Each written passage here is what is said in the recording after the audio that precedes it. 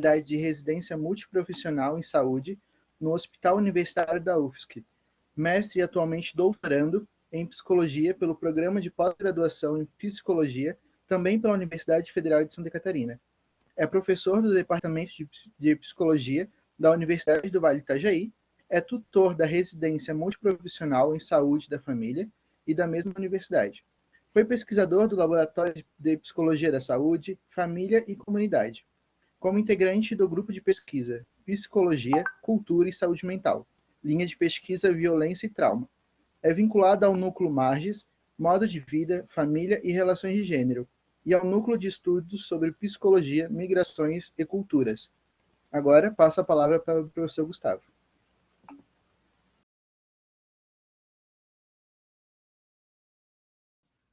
Oi, gente, boa noite. Vocês me ouvem? Olá, boa noite. Sim, professor. Que ouvimos e tivemos. Que bom, que bom. Gente, que coisa esquisita ouvir alguém falar da gente assim.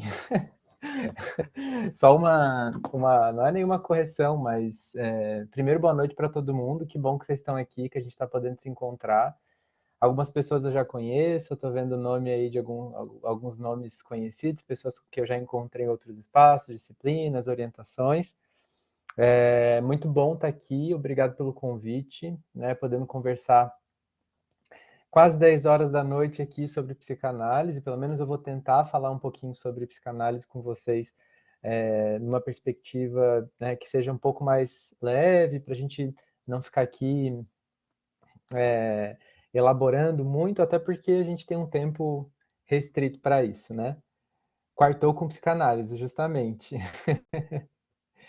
Que bom, gente, que bom que estamos aqui. Então, o Alisson fez um pouco da minha apresentação, né? Trabalho com psicanálise desde a graduação, foi uma das abordagens, e acho até legal falar um pouco para vocês sobre como que eu chego na psicanálise, né? E como que ela chega até mim. Desde a graduação, confesso para vocês que quando eu entrei na graduação e fiz a disciplina de psicanálise, eu não gostei. Eu fiquei assim, não é isso, tem outras coisas aí que eu quero estudar. Só que eu me encontrei, quando eu fiz o meu estágio em clínica, né, eu fiz meu estágio, né, na penitenciária de Florianópolis, com a minha orientadora que trabalha com psicanálise, eu comecei a fazer leituras outras da psicanálise, um olhar que eu fui revendo as primeiras leituras, revisitando os lugares, e eu fui encontrando na psicanálise o meu lugar de conforto, né? Teoricamente, epistemologicamente, e é um conforto desconfortável, porque a psicanálise nos faz pensar bastante, a psicanálise nos faz refletir sobre uma série de questões, e eu vou falar um pouquinho para vocês sobre, e é muito difícil, vou dizer para vocês, assim, vocês me colocaram no apuro para poder pensar na psicanálise nesse tempo tão curto, mas eu vou tentar falar um pouquinho e depois me abrir um pouco para questões que eu acho que é importante também que vocês possam ter sobre a psicanálise, tá? Fico bem feliz com a presença de tantas pessoas nesse horário, mesmo quase 10 horas, vou tentar fazer jus ao desejo de vocês estarem aqui, né, nesse momento. Então vamos lá, deixa eu compartilhar aqui. Então, a ideia de hoje, né, é conversar um pouquinho sobre psicanálise e as suas possibilidades. Claro que quando eu coloco, né, psicanálise e suas possibilidades, obviamente eu não vou falar sobre todas. Então, é muito difícil a gente pensar em todos os espaços e vertentes teóricas e caminhos pelos quais a psicanálise trilhou, né? A própria palestra da Celina anteriormente, né, e a da Sueli também, em certo momento, tanto Jung quanto Moreno tiveram a sua leitura, o seu começo a partir do Freud, né? Mas que foram trilhando espaços seus, assim, que foram encontrando outros espaços, explicações epistemológicas e teóricas que fizeram tanto sentido quanto, né? E acho que até vale para vocês pensarem, né, que esse momento do curso, seja lá qual for o período que vocês estão, é justamente para encontrar um lugar onde vocês vejam coerência, né? E foi na psicanálise que eu encontrei, né? E aqui, na fala de hoje, né, nessa conversa que a gente está tendo hoje, eu vou tentar me ater especificamente na leitura freudiana, né, porque é o ponto de partida, é onde se começa a pensar nessa abordagem, nesse referencial técnico e teórico, mas que a gente tem muitas outras para poder falar sobre. A gente pode fazer uma jornada de psicanálise, uma semana para falar sobre psicanálise, que não vai ser o suficiente para falar sobre isso. Bora lá, né, Raquel? Né, Luísa? E, bom, esse é o Freud, para quem nunca viu o rosto dele, mas o rosto dele ele ganhou um espaço, um senso comum bem grande também, porque a psicanálise, quando ela surge como uma teoria técnica, ela também é lançada para o laço social, ou seja, para a sociedade. Então, atualmente, é muito comum que a gente utilize palavras, termos, jargões que são oriundos da teoria psicanalítica, mas que a gente comumente utiliza sem pensar no peso teórico que eles têm, como, fulana está histérica, ou ciclano tá, estou fazendo isso inconscientemente, né? Então, tem falas que a psicanálise e jargões, recalcado, ótimo, obrigado, Tchela, de trazer a questão do recalque, que no funk tem outro contexto, mas a gente tem várias explicações e vários termos que a gente utiliza naturalmente porque a psicanálise estruturou narcisista, né, Jéssica, que tem um outro anterior também, mas eu acho que na psicanálise que ganha esse espaço, porque a psicanálise ela se funda no século XX, né, especialmente no século XX, ela começa no século XIX, mas ela se funda no século XX, né, com a interpretação dos sonhos, como uma questão de interpretação de mundo mesmo. A psicanálise quebra um paradigma científico, um paradigma do olhar específico sobre o sujeito e tenta lançar interpretações possíveis sobre o sofrimento psíquico. Né, que é um pouco acerca disso que eu queria conversar com vocês hoje. As neuroses, como essas palavras, né, Thaís, exatamente. Então, são exemplos, né, de como a psicanálise se difunde. Aqui, o jovem Freud, né, nem tão, ele não tem só essa imagem antiga, né, ele também foi, desde muito cedo, um precursor da psicanálise. O que eu gosto de ver esse jovem Freud e o jovem mais velho, para ter a noção, e eu gostaria que vocês pensassem um pouco isso, ele foi jovem um dia, justamente, Dai, que o Freud, pensar nele nessa perspectiva dele jovem, depois ele velho, dá essa ideia de que a psicanálise é uma teoria em construção. O Freud não chegou, de repente, tinha a ideia da psicanálise, do pensamento do id, ego, superego, de repente, quando ele era aquele velhinho, né? Ele construiu, né? É... o Freud não deixava a desejar, não. Ou melhor, ele deixava a desejar, né? E, e é interessante, né, que ver essa teoria em movimento faz a gente pensar em algumas questões. Né? Um ponto de partida que eu acho que muitas vezes é uma dúvida e a gente se questiona, né? Será que todo psicanalista precisa ser psicólogo? Né? Será que quando a gente fala de psicanalista, a gente está falando só sobre pessoas que se formaram em psicologia e que escolhem trabalhar com psicanálise? Né? E como que a psicanálise se diferencia das demais abordagens? E não que a gente precisa criar muros e fronteiras muito bem estruturadas dessas abordagens, mas a gente precisa de referenciais teóricos e epistemológicos que nos norteiem dentro de uma coerência, né? Dentro de uma coerência que vai nos ajudar a, por exemplo, ter o direcionamento do acompanhamento, né? No caso da psicoterapia, uma série de questões. Então, a resposta para a primeira pergunta, né, se todo psicanalista precisa ser psicólogo, surpreendentemente é não, e é uma das coisas que eu acho interessante pensar e sempre gera um nó nas disciplinas quando a gente fala sobre isso, né?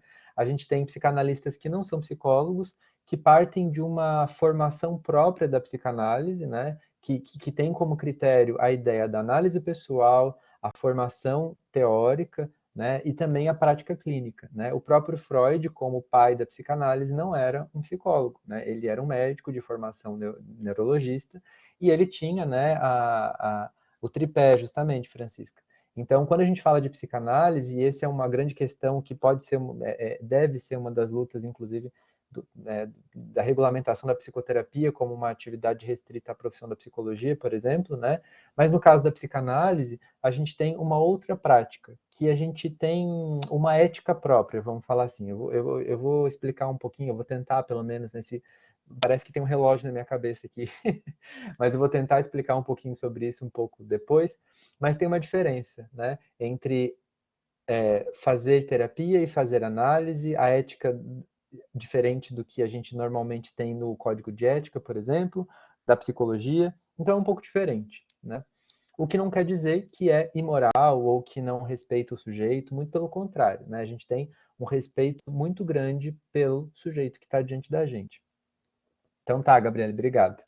E aí, como ela se diferencia das demais abordagens, né? Fundamentalmente, né? E até a Celina, a professora Celina trouxe a questão do inconsciente, né? Fundamentalmente, a gente tem na psicanálise a explicação do inconsciente. A gente tem o inconsciente como uma das leituras possíveis, né? E é a partir dele que a gente se faz sujeito. É a partir dele que a gente escolhe as coisas. É a partir da dinâmica do inconsciente que a gente escolhe com quem a gente vai ficar, com quem a gente vai namorar, o que a gente sente falta, do que a gente não sente falta. O inconsciente é aquilo que nos mobiliza, do que nos faz fazer as coisas. Não é só aquele espaço onde eu coloco que está reprimido, recalcado, mas ele nos mobiliza para a ação, né? Ele é como se fosse o nosso motor. Tanto que o Freud vai dizer que no inconsciente a gente tem as pulsões, que é um conceito que a gente vê na disciplina de psicanálise, que é um conceito super importante. Em inglês, esse conceito chama drive, essa palavra em inglês pode ser dirigir, né? Então, é justamente o inconsciente que nos leva para os caminhos, às vezes, não tão habituais, ou não tão comuns, ou não tão aceitos, mas ele que nos faz ser quem nós somos, né? Então, o inconsciente, para a psicanálise, se diferenciando das demais abordagens, ele não é só o lugar onde a gente coloca aquilo que a gente não quer lembrar. Ele é um pouco mais do que isso, né? Ele talvez muito mais do que isso. Ele é também o espaço, não só o espaço, mas assim, a instância psíquica, vamos chamar assim, daquilo que nos mobiliza, né? Daquilo que nos faz ser quem nós somos. Então a gente pode falar de memórias reprimidas, a gente pode falar de desejos incontroláveis, a gente pode falar de instintos, a gente pode falar de tudo aquilo que faz a gente ser quem nós somos, né? Então é bem importante pensar que então, a abordagem da psicanálise como uma prática clínica, ela surge num contexto histórico muito específico, né? Porque o inconsciente vem como resposta a partir do Freud e de todo um contexto, né, que pensava sobre isso naquele momento, porque se tinha no século XIX, até o século XIX, exato, né, Thaís? Então, até o século XIX a gente tinha, e ainda tem, a gente fala sobre questões no atendimento em saúde bastante biomédico, como a gente utiliza essa fala, né? Centrado no corpo, né? Ou se está bem, ou se está mal, ou eu estou doente, ou eu estou saudável, ou está no corpo, ou está na mente, né? E se tinha pouca reflexão no século XIX sobre esses adoecimentos mentais, né? Sobre esse sofrimento, né? O que, de um modo geral, isso, terapia só para louco, ótimo, Isabela. Como que esses pensamentos ainda se perpetuam, né? Na ideia de que o sofrimento psíquico é algo de uma outra instância que não desse corpo que nos habita, né? Pode estar explicado por outras coisas, por outros processos, né? Mas até o século XIX, todo adoecimento psíquico, que poderia ser lido na época como qualquer comportamento esquivo, inadequado, diferente, ele precisaria ter como base uma alteração estrutural neurológica ou fisiológica. Aquilo que não tinha uma explicação estrutural, neurológica, fisiológica, era colocado como comportamento criminoso, como comportamento amoral, ilógico. Exatamente, Ricardo, exclusão nele, exclusão, justamente. Tinha uma função de exclusão mesmo dessas pessoas, de colocá-los, como Foucault vai dizer, né, numa posição asocial, ou seja, fora da sociedade. Tudo que está diferente, tudo que está distante dessa explicação cartesiana, dessa explicação biomédica, não merece o convívio social, né?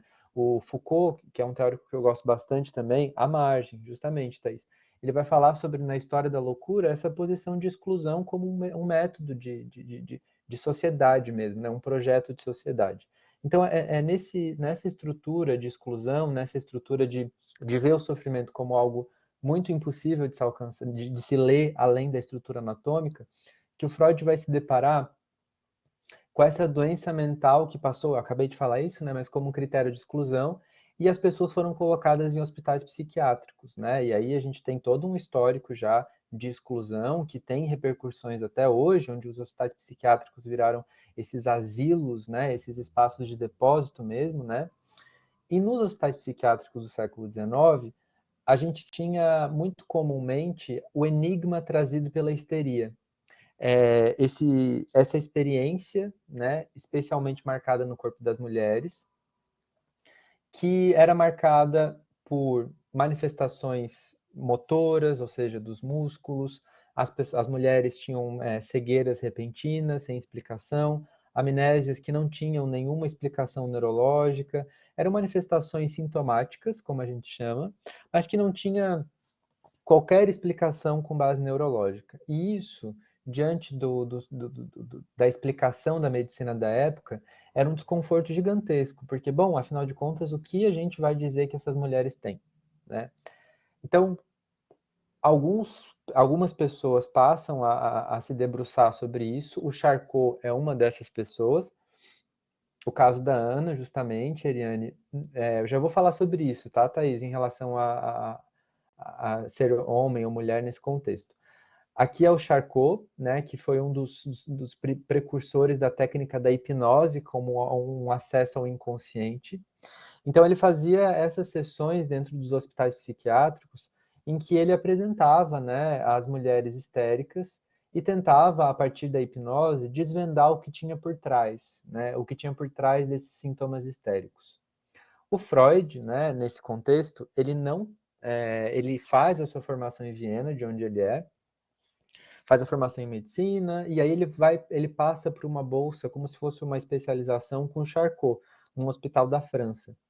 Nesse hospital, ele tem contato com essa técnica hipnótica do Charcot, e ele fica vislumbrado, porque ele começa a ter um estalo de pensar, poxa, nem tudo o que modifica o sujeito, que está no sofrimento, pode ser lido no consciente, ou quando a pessoa está desperta. Tem coisas que permanecem ainda que a pessoa esteja desacordada de si ou não consciente dos seus limites, né? Então, a hipnose, como começo da psicanálise, ela lança uma resposta breve para aquilo que é possível dizer sobre esse enigma, né? Então, a gente tem que investigar isso que está acontecendo. Porque pensem, quando a gente está falando das histéricas, de um jeito muito estereotipado desse nome, a gente está falando de um corpo feminino marcado pela opressão da época. Porque eram mulheres que não tinham a possibilidade de viver a sua sexualidade, ou seja, tinham seus desejos reprimidos, né? A sexualidade, como para a psicanálise, sendo não só o ato sexual, mas a possibilidade de encontrar prazer e satisfação na relação com o outro ou com o objeto, né? Encontrar satisfação, né? Então, sexualidade é produção de prazer. Então, as mulheres eram marcadas numa posição, e ainda são, né? Eu acho que tem uma evolução gigantesca, mas nessa época especificamente, se tinha a opressão impressa no corpo das mulheres. E essa opressão, por tanto tempo, de forma tão sistemática, seja dentro de casa, seja no âmbito social, ela produz sintoma para esse sujeito. Porque, como eu falei para vocês no começo, né? O inconsciente, ele é algo que nos mobiliza, que nos faz buscar a satisfação dos nossos desejos. Se no contexto que eu vivo, eu tenho padrões, barreiras que me impedem de viver esse desejo, essa pulsão, esse drive, né, usando o termo em inglês, que me direciona para o meu desejo, eu vou produzir sintoma, porque o sintoma é um compromisso do sujeito com o seu desejo. Ou seja, eu quero isso, né? Não é só querer, mas eu tenho uma mobilização que me faz ser quem eu sou e para ser quem eu sou eu preciso fazer tal coisa. Se eu não consigo fazer, ou se eu não dou conta, se o ambiente não me permite, ou se qualquer coisa impede que esse desejo se satisfaça, eu vou produzir sintoma de alguma forma para dizer que essa energia, esse desejo, ele existe. Então, a histeria, ela vem como essa resistência, não no sentido da psicanálise, mas de produzir efeito sobre essa opressão que as mulheres vivenciavam na época. E o Freud, quando ele encontra o Charcot, ele fica maravilhado com essa produção teórica e técnica do Charcot. E ele tem o Freud, ele sai do estágio com Charcot, assim, esse homem mudou minha vida, né? As cartas dele são muito interessantes, assim, eu preciso de muito tempo depois das aulas do Charcot para poder assimilar tudo que ele falou, porque é muito intenso, esse homem faz questões que me fazem pensar. Só que ele não para por aí, assim, porque o que vai ser visto, né, e até trouxe nas aulas de psicanálise, eu trago essas imagens também, essas imagens, elas são Aqui o Charcot, né, ele está no Hospital de Salpêtrière, que a gente chama, né, que a gente chama não, que é o nome, né? E esse hospital, ele fica na França e ele tinha todo um esquema de registro e catálogo dos sintomas histéricos da época. Então é bem interessante no livro A Invenção da Histeria, de Huberman, que ele vai mostrar o registro fotográfico, que ele vai mostrar como que a histeria se fazia também algo a ser descrito, né, as fotografias. Então tem muitos registros das mulheres histéricas dessa época, né, de como que se construiu, na ausência de uma resposta sobre o que estava acontecendo, um corpo adoecido. A imagem de um corpo adoecido, né? E a imagem de um corpo adoecido que era marcado pela mulher. Então, não à toa, gente, pensem sempre que quando vocês ouvem alguém chamar alguém de histérica, né, sempre está no feminino, né, sempre tem uma conotação, até pelo próprio origem do nome, inclusive, né, mas a histeria, ela marca esse exagero, essa falsidade, essa mentira, que foi a produção imagética que realizaram sobre ela. E o Freud tenta olhar de um jeito diferente. Ele vai muitos espasmos, exatamente, Cintia. Aqui é um exemplo do arco histérico, que era muito comum na época, como uma das manifestações sintomáticas, né? Só que o Freud ele vai um pouco além de pensar sobre a histeria como essa resposta fechada, de que ela é uma manifestação do trauma, né? Então, o que o Charcot, a partir da hipnose, ele tentava perceber é que as mulheres hipnotizadas no transe da hipnose, elas cessavam o seu sintoma histérico. Então, a gente justificava, às vezes, a ideia da mentira, do falseamento, das ideias, enfim. E o Freud vai pensar, não, mas espera aí, não é só falseamento, tem outras coisas que podem ser ouvidas. E aí, por algumas questões, o Freud vai tentar tirar essa ideia de que a histeria precisava ser um enigma a ser corrigido, de que a histeria era algo que deveria ser corrigido, mas sim o Freud vai querer entender então o que é a histeria, ou entender então o que essas mulheres tinham a falar sobre elas, né? E não só as mulheres, ele faz um tratamento acompanha, né? Homens também durante esse período do início da psicanálise, mas é sobre, e é muito interessante perceber como isso tem uns efeitos marcados sobre a psicanálise, tanto que hoje ainda se fala da psicanálise, né? E algumas críticas fundamentadas da psicanálise, né? Que tem fundamento com uma teoria misógina, com uma teoria machista, excludente, sexista, porque a gente fala de um começo que parte daí, né? De um começo que parte desse corpo feminino marcado pela necessidade médica, pela necessidade, né, médica de explicar o enigma, né? Então, muito mais valia os médicos, os neurologistas saberem o que estava acontecendo ali do que necessariamente escutar o que estava acontecendo. E é o que o Freud tenta fazer, né? Ele começa tentando fazer a hipnose, não vai por muito por esse caminho, até que ele... Outras também eram acolhidas, Ricardo, não só de classe econômica alta, não só de um período específico, não, de uma classe específica. Então, Freud, como esse alguém que não ia só chegar e dizer existe o inconsciente, que é algo que está para além do que o sujeito sabe quando está desperto, ele vai querer desbravar o inconsciente. Ele vai querer entender o inconsciente como algo a ser analisável, que é tanto que a gente chama o processo, né, terapêutico da psicanálise como análise. Então, ele vai se inquietar com essas questões, né, com essas questões marcadas, né, e vai propor, junto com o colega, né, Breuer, que é um outro médico da época que fazia acompanhamento também, a cura pela fala ou o tratamento pela fala. Porque o que ele percebeu? Bom, não adianta a gente, quando essas mulheres estiverem hipnotizadas, sugerir para que elas voltem a andar ou para que elas voltem a enxergar, porque isso não vai chegar no nó do sintoma. Isso vai resolver a questão, talvez por pouco tempo, mas a sugestão não é uma questão terapêutica, ela é a resolução sem o caminho, ela é só o ponto de chegada. E aí o Freud vai, em linhas gerais, assim, tentando resumir muito para vocês. E aí o Freud vai entender que falando sobre as questões livremente, ou seja, falando sobre o que pensa, né, tanto que uma das falas mais comuns o direcionamento da psicanálise, né? E o medo de todo mundo quando procura analista, né? Eu vou sentar lá e eu vou ter que falar o que vier na minha cabeça, o fulano não vai me fazer pergunta nenhuma, né? Eu vou ter que falar o que vier na minha cabeça, porque justamente nessa fala que é livre, a gente traz possibilidade de saída das manifestações do inconsciente.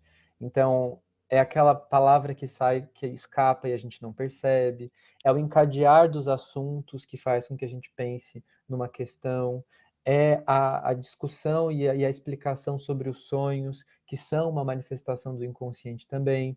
Então, o ato falho, justamente, Patrícia, uma das manifestações do inconsciente. Então, o que o Freud vai trazer para a gente, né, como possibilidade inicialmente junto com o Breuer, lá nos estudos sobre a histeria, é, é justamente que falar, né, ele tem uma paciente muito emblemática, exatamente, né, isso nos deixa inseguro, né, Natasha, exatamente. E aí o Freud junto com o Breuer, eles vão começar a pensar, e depois eles, né, fui tu, mas eles vão começar a pensar na cura pela fala, né? Então falar como uma possibilidade grande de chegar até a resolução do sintoma ou a diminuição do sofrimento associado ao sintoma. Por isso que a gente tem psicoterapia, né? É na crença, né?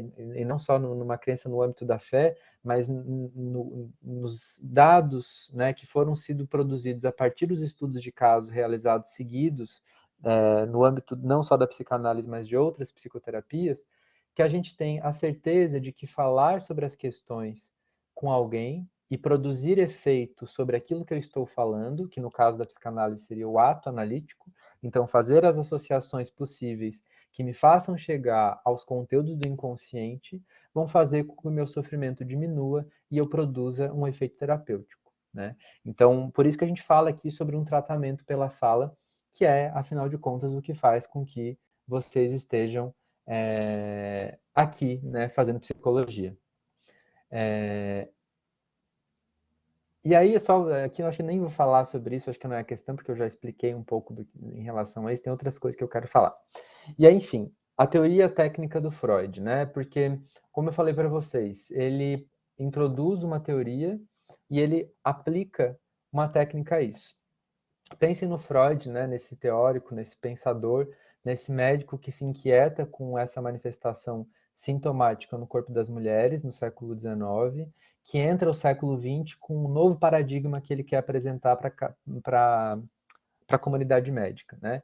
Que é a ideia de que o sofrimento psíquico pode estar associado, a manifestação do sofrimento psíquico pode estar associado aos traumas, né? A questão traumática que foi reprimida no inconsciente, mas especialmente a ideia da sexualidade, né? A ideia de que a não satisfação do prazer, o não encontro com a satisfação do prazer e com o desejo, né? E a vivência de uma vida fora dos caminhos do seu próprio desejo pode produzir sofrimento e relações sintomáticas, né? Então, quando ele apresenta a castração como um dos momentos, né, da produção, do desenvolvimento psicossexual, justamente, né, Cíntia? Mas para poder falar sobre isso, o Freud revisita a teoria do desenvolvimento humano para além da sua questão biológica, para além de sua explicação desenvolvimentista exclusivamente, e ele vai falar sobre o desenvolvimento psicossexual. O que ele quer dizer com isso? De que desde criancinha, a criança, né, desde muito pequenininho ali, a criança está diante da necessidade de se satisfazer com o mundo, né, de satisfazer o seu desejo. Então, desde muito pequeno, tanto que vocês devem lembrar das aulas de psicanálise, quem não teve ainda vai ver isso em algum momento, o pessoal que está na turma de psicanálise comigo, a gente vai ver isso esse semestre, que é as fases que estão famosas dentro do senso comum também, né? A fase oral, a fase anal, a fase fálica, que são as fases em que a criança vai produzindo relação com o mundo dentro da sua produção de prazer, dentro da satisfação do seu desejo, e que isso vai falar sobre a sexualidade como algo inerente do sujeito, e não só algo direcionado para o ato sexual moralizado. Por isso que a psicanálise vai falar de uma ética própria, né? Quando a gente fala de sexualidade, a gente não está falando só do ato sexual, né, da experiência, mas a gente está falando do contato que eu tenho com o mundo que me faz ter prazer, né? Então, quando ele apresenta isso, é um choque, né? É um choque a gente falar sobre isso ainda hoje, e é um choque, foi um choque para o mundo, né? Para o mundo, mas para a comunidade acadêmica da época, falar sobre isso, falar sobre produção de prazer, satisfação, sexualidade, desenvolvimento psicossexual, para uma comunidade acadêmica que estava preocupada em explicações neurológicas, né, cartesianas, positivistas, que deram um desenvolvimento muito grande para a ciência, mas que o Freud vem e vai lembrar da questão da subjetividade e da produção do prazer, né?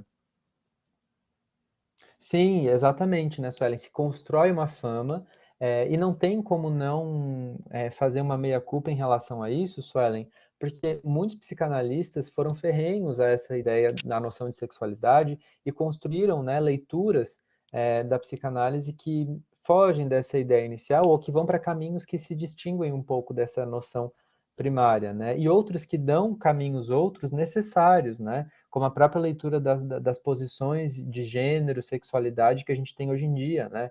Não tem como pensar como há 200 anos atrás, né? O Reich, né, foi uma das pessoas que estudou com Freud também, eu vou falar um pouco dele também, mas é muito importante a gente pensar que mesmo Freud, naquela época, já olhava a sexualidade de um jeito não moralizado, porque tem um texto muito interessante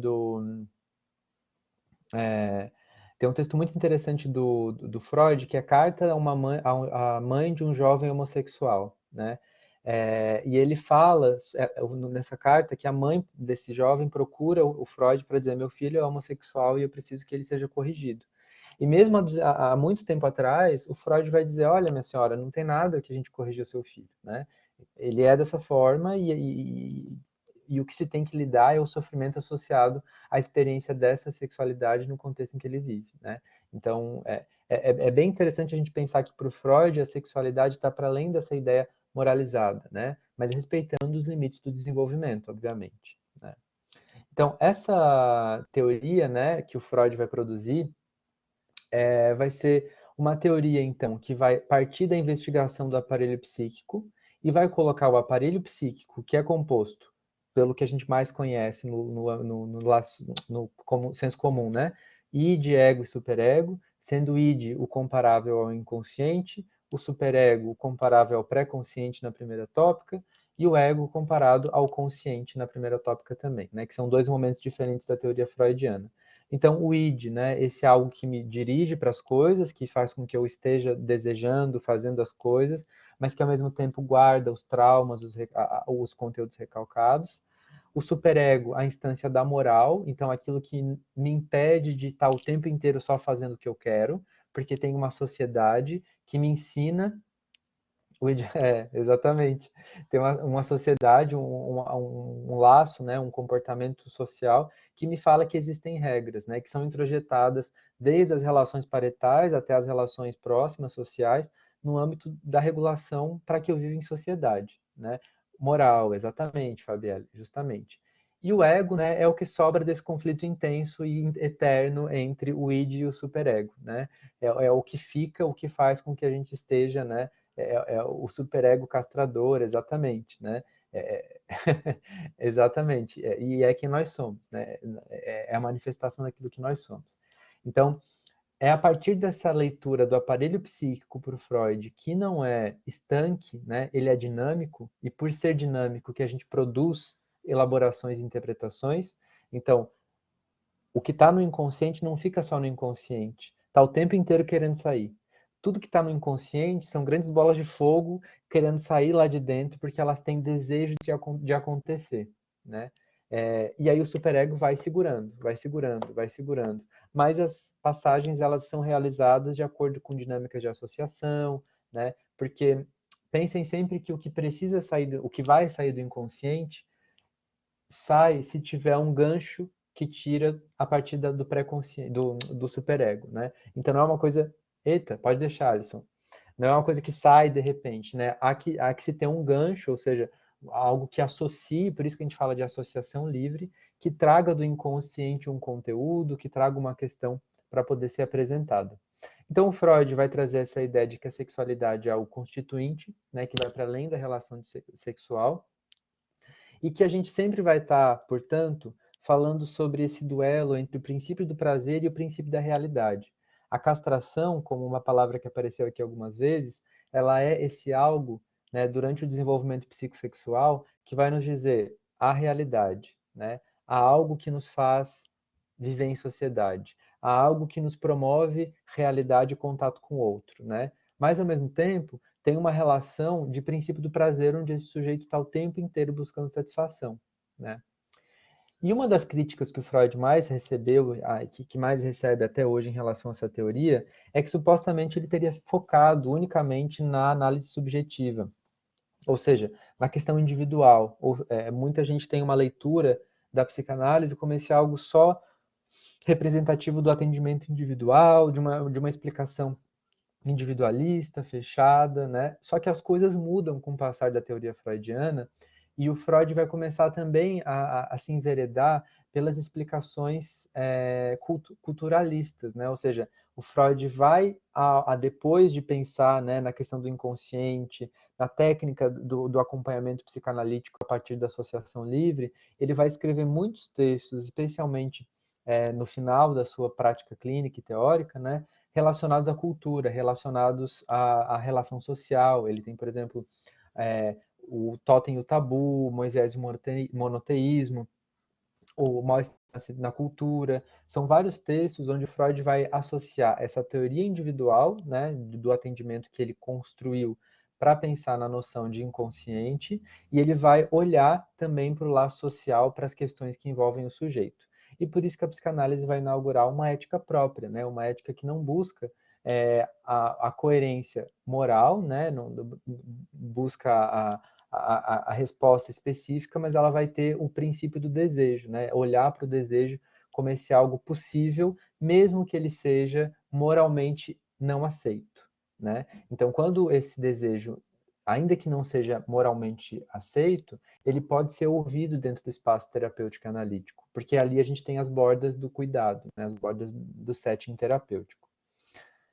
Acho que tinha uma outra coisa que eu queria falar. Ah, tá. Então, a técnica, né? Ela vai ser essa teoria baseada em associação livre, né? Isso que vem à mente, sem julgamentos.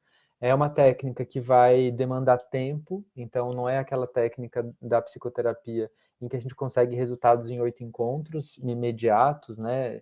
Mas é uma técnica que ela promove a escuta do inconsciente, né? Desse algo que nos... eu botei o Freud com máscara.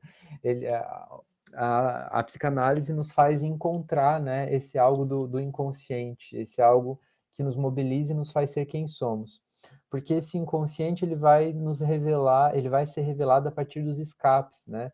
Essa porosidade da resistência que nos protege, né? Que é um outro conceito da psicanálise. E aí a resistência ela vai nos proteger dos conteúdos, das questões, mas ela tem seus escapes, né? E uma vez que a resistência aparece, né? Ela vai produzir sintoma, né? E o sintoma para a gente é esse algo visível, esse algo que a gente vê, por exemplo, nas mulheres histéricas, eram as manifestações do corpo, eram as manifestações, né, de sintomáticas. Essa imagem é muito interessante, inclusive, gente, porque em 1918, eu sei que eu já estou fazendo associação e quero falar sobre outra coisa. Em 1918, a gente teve outra pandemia, né, que foi a gripe espanhola, e o Freud perdeu uma filha na gripe espanhola. Ele foi um dos atingidos da pandemia, né, da época, vamos dizer assim. E, e essa perda foi muito marcante para ele. Assim, alguns textos que o Freud escreveu foram posteriores a essa perda da filha, assim como tantos outros textos do Freud são marcados pela vida pessoal dele. Porque, por exemplo, o Freud, eu até vou passar um pouquinho o Luto e Melancolia, o Freud escreveu quando perdeu o pai, por exemplo, né? Então ele vai pensando sobre essas questões que vão acontecendo na vida dele e vai produzindo reflexões sobre isso, né? E uma das coisas que é interessante pensar, né, que a imagem social que a gente tem sobre a psicanálise, o senso comum, eu já estou finalizando, tá? A gente sei que já deu nosso horário, eu não quero ocupar muito mais tempo de vocês também. A imagem que a gente tem como senso comum da psicanálise é essa imagem do divã, desse dispositivo de fazer falar, onde o paciente deita e não vê nem o rosto do terapeuta, do analista, e por isso a gente tem uma leitura da psicanálise fria, né, como se a psicanálise não fosse acolhedora, porque no senso comum a gente tem uma leitura histórica, né, e que a psicanálise não se ajudou também ao longo do tempo. Mas depois de criada a psicanálise, a gente tem uma comunidade psicanalítica muito forte em Viena, na Áustria, que envolve o Reich, né, o que vai pensar depois na bioenergética, que envolve o Jung, que envolve o Moreno, que são pessoas que vão pensar junto ali e construir uma comunidade psicanalítica bem forte, bem grande. E cada um vai começar a produzir as suas reflexões a partir do start do Freud sobre a dinâmica do inconsciente. Então a gente tem muitas mudanças na psicanálise. As grandes guerras, por exemplo, tanto a primeira como a segunda, tiveram efeitos históricos, teóricos e técnicos na psicanálise. Até a Primeira Guerra Mundial, por exemplo, a psicanálise ela era vista como algo só passível de ser realizado a longo prazo, né, e realizado em questões particulares, privadas. A gente teve a Primeira Guerra Mundial, onde esse grupo de psicanalistas da Associação Internacional de Psicanálise começaram a pensar: os soldados estão voltando traumatizados da guerra. O que a gente pode fazer em relação a isso? Eles não estão mais sendo as mesmas pessoas, eles estão com tais e tais sintomas. Qual é o compromisso ético que nós, como psicanalistas, temos na escuta dessas pessoas traumatizadas pela guerra? Não só pelos soldados, mas então por todo mundo que vivenciou o trauma da Primeira Guerra, né? Freud tem um texto muito lindo que eu até queria trazer, mas eu não vi espaço para falar sobre isso, que é o A Transitoriedade, que é um texto que ele escreve depois da Primeira Guerra Mundial, onde ele vai falar justamente sobre a necessidade da gente olhar para o mundo como algo transitório, mas ao mesmo tempo algo que nos comove, né? Algo que nos mobiliza e que nos convoca para a nossa capacidade de transformação. E a psicanálise não é diferente. Então, a partir da Primeira Guerra Mundial, ela vai começar a pensar nas que foram chamadas clínicas públicas de psicanálise. Nos espaços em Viena mesmo, onde se ofereciam em policlínicas, vamos chamar assim, atendimentos gratuitos para as pessoas que foram vítimas da guerra e que foram que tinham o foco, né, no trabalho do que se chamava de neurose de guerra, né? Que daí neurose, psicose, perversão eram outras coisas que eu queria trazer para vocês, mas não dá tempo.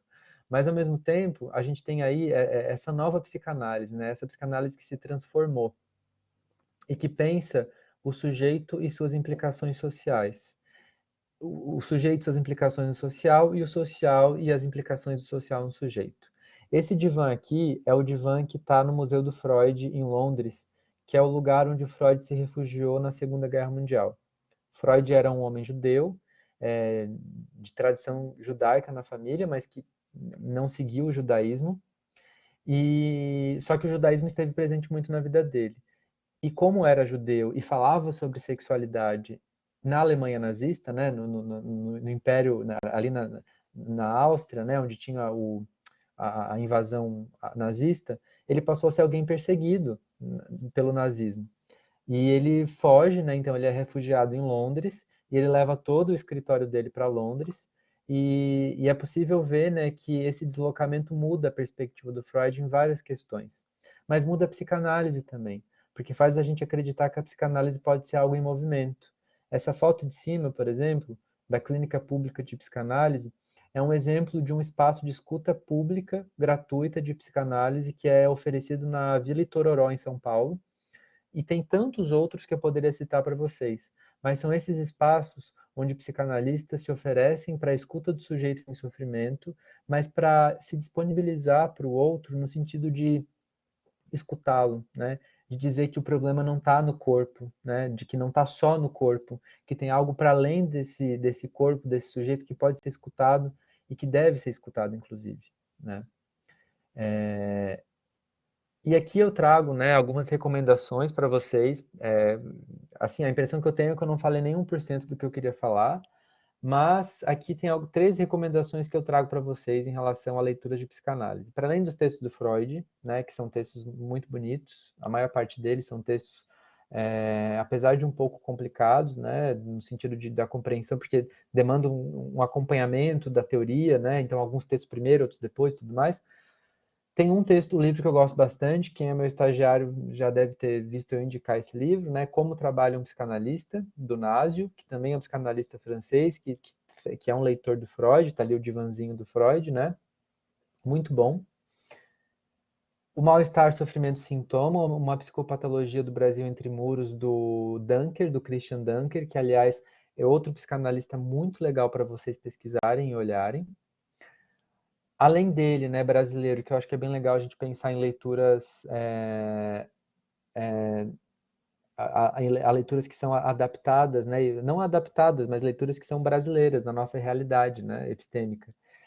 A Lélia Gonzalez é uma grande leitora, uma psicanalista fantástica, né, que trabalha questões importantes sobre o racismo e o feminismo, por exemplo, articulando com a leitura da psicanálise, e é brasileira, né, que fala várias questões super importantes do nosso tempo, da nossa vivência de realidade brasileira. Então, a Lélia Gonzalez é fantástica para pensar sobre isso, né? Então, várias outras questões que fazem a gente pensar sobre o deslocamento necessário dessa abordagem, né, que não é a escuta elitizada, né? Que a gente tem outras funções ali. E por fim, tá, já estou terminando. E por fim, eu encaminho para vocês também a leitura desse livro, que é As Clínicas Públicas de Freud, Psicanálise e Justiça Social, da Elizabeth Dantot, que é uma historiadora da psicanálise, que ela... Ai, meu Deus, vai fechar a sala, será? Peraí.